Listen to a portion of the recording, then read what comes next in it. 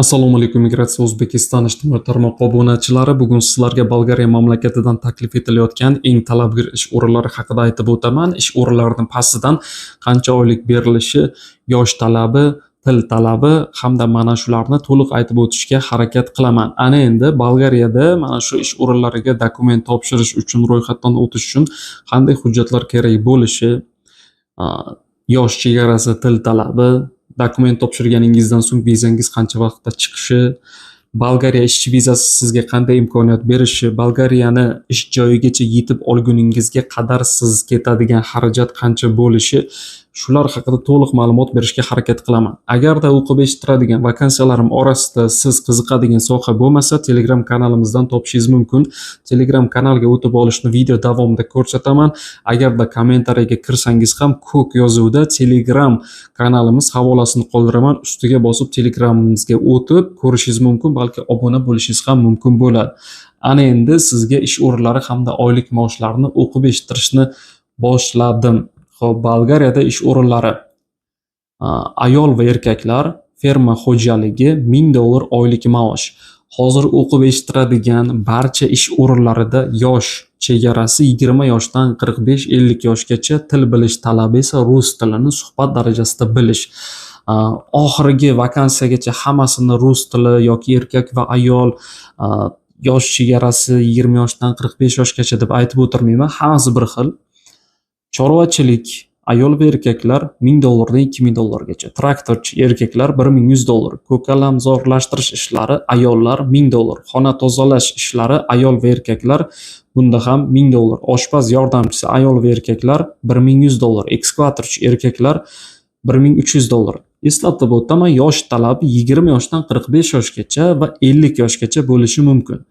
Fura haydovchisi $1700 erkaklar, elektrik va svarshiklar $1300 dan $2000gacha erkaklar, montajchilar $1000 dan $1500gacha erkaklar, qurilish ustalari $1000 dan $2000gacha erkaklar, yosh talabi 22 yoshdan 20 yoshdan 45 yoshgacha va apologgacha, suvoqchi, armatura to'qish, g'isht teruvchi va hokazolar rus tilini suhbat darajasida bilish kerak. Ish tajribasi bo'lishi kerak.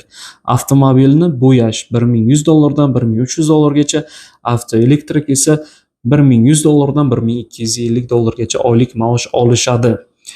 Agarda siz qiziqadigan soha chiqmagan bo'lsa, Telegram kanalimizga o'tib oling. Xo'p, hozir sizga Migratsiya O'zbekiston rasmiy Telegram kanaliga qanday obuna bo'lishni ko'rsataman. Telefon orqali yozib olingan video ma'lumot. Xo'p, hozir plus Telegram, kimda Telegram bo'lsa, mana shu ilovaga kirib olish kerak. Mana shu ilovaga kirganingizdan so'ng bu yerda poisk tugmasini bosasiz, ya'ni o'zbekchada qidiruv, va mana shu yerda katta harflar bilan migratsiya deb yoziladi va bu yerda pastki chiziq O'zbekiston. Xo'p, yozganingizda O'zbekiston migratsiyasi kelib chiqadi. Mana shu Migratsiya O'zbekiston rasmiy Telegram kanalining ustiga bosganingizda bu yerda ishchi vakansiya Germaniya bo'yicha va balki Janubiy Koreya, Kanada, boshqa davlatlar bo'yicha, Birlashgan Arab Amirliklari va dunyo bo'yicha 30 ta davlatga yaqin mamlakatlar ichidan ishchi vakansiyalar taqdim etiladi. Oylik maoshlar, ketish xarajatlari hammasi to'liq aytib o'tilgan. Mana shu bu yerda qoldirilgan havola orqali onlayn ro'yxatdan o'tish havolasiga kirib, ro'yxatdan bemalol o'tishingiz mumkin bo'ladi, agarda sizga qaysi tur davlatdagi bo'sh ish o'rni va vakansiya ma'qul kelsa. Bolgariyadan taklif etilayotgan eng sara ish o'rinlari mana shulardan iborat.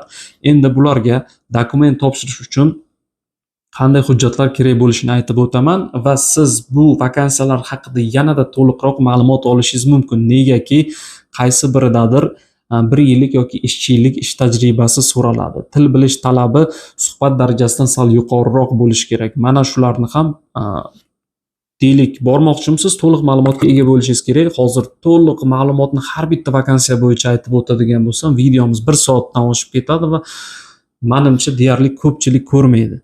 Xo'p, endi bu sohaga dokument topshirish uchun qanday hujjatlar kerak? Birinchi o'rinda qizil pasport, ikkinchi o'rinda 3x4 ko'rinishda oq fonda surat, uchinchi o'rinda oxirgi tugatgan ta'lim turi, maktab attestati, kollej, litsey, magistratura, universitet, institut diplomlari bo'lsa bittasi bo'ladi.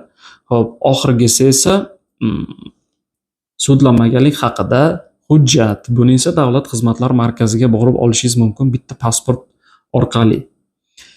Xo'p, ketish uchun aytib o'tilgan hujjat bu majburiy. Xo'p, ixtiyoriy hujjatlar qaysi biridadir soha bo'yicha diplomingiz bo'lishi mumkin.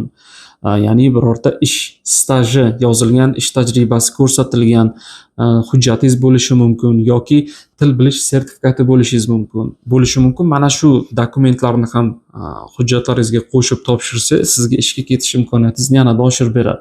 Xo'p, ushbu ish o'rinlarida ishchi joyingizgacha yetib olguningizga qadar ana endi hujjatlar, firma to'loviga qancha xarajat ketadi. Xarajatingiz $1000 dan $1500, $1800 bo'lishi mumkin. Qaysi ish o'rniga jo'nab ketishingizga va qaysi ish o'rnidan ro'yxatdan o'tib dokument topshirishingizga qarab. O'ylaymanki, sizga to'liq ma'lumot berib o'tdim. Ana endi oylik maoshlarni dollarda aytdim, yevroda emas. Xo'p, Bolgariya ishchi vizasi, bu Bolgariya vizasini olganingizdan so'ng siz 29 ta mamlakat ichida aylanib yurishingiz mumkin bo'ladi. Sayohat qilibmi, ishlash demayman-u, lekin 1-2 oy ishlab kelsangiz ham bo'ladi. Masalan, Bolgariya vizasini oldingiz, ishchi vizasini Bolgariyada 3-4 oy ishladingiz. Germaniyadan ish chiqadigan bo'lsa, borib 2 oy yoki ish beruvchi sizga 1 yillik viza qilib bersa, 1 yillik ham ishlab kelishingiz mumkin. Norvegiyada baliqchilik sohasi rivojlangan, mavsumiy ishlarda 3-4 oy davom etadi. Mana shu Bolgariya ishchi vizasi orqali Norvegiyaga borib ham 3-4 oy mavsumiy ishda ishlab kelishingiz mumkin. Negaki 29 ta Schengen hududiga a'zo mamlakatlar ichida Bolgariya ham kiritilgan. Ushbu mamlakatlarni agar sizga ro'yxat kerak bo'lsa, kommentariyada Schengen hududiga a'zo mamlakatlarning ro'yxatini tashlab bering desangiz, men sizga 29 ta mamlakatni tashlab beraman. Ya'ni ularning orasida qaysi mamlakat borligini bilib olishingiz mumkin bo'ladi. Norvegiya, Germaniya bor, Buyuk Britaniya kirmaydi Schengen hududiga. Xo'p, bu yerda Finlandiya bor, Shvetsiya, Shvetsariya bor, Fransiya, Ispaniya bor, yana qolaversa 20 dan oshiq mamlakat bor, aytib o'tgan mamlakatlarimdan tashqari. Agar mana shu ish o'rinlari sizga qiziq bo'ladigan bo'lsa, ro'yxatdan o'tmoqchi bo'lsangiz, kommentariyada ism, familiyangiz, qaysi mamlakatdasiz, rus tilini bilasizmi yoki yo'q, mana shuni yozib qoldirsangiz va yoshingiz necha yoshda, biz o'zimiz sizga aloqaga chiqib mana shu vakansiyalarni taqdim etamiz. Agarda Telegram kanalimizga obuna bo'lmoqchi bo'lsangiz ham kirib ko'ring.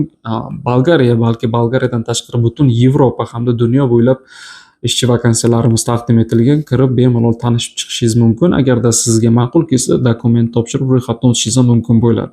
Sizlar bilan dunyo davlatlari migratsiyasi bo'yicha ma'lumot beruvchi Asadbek Hasanov bo'ldi. Keyingi videoda ko'rishguncha salomat bo'ling.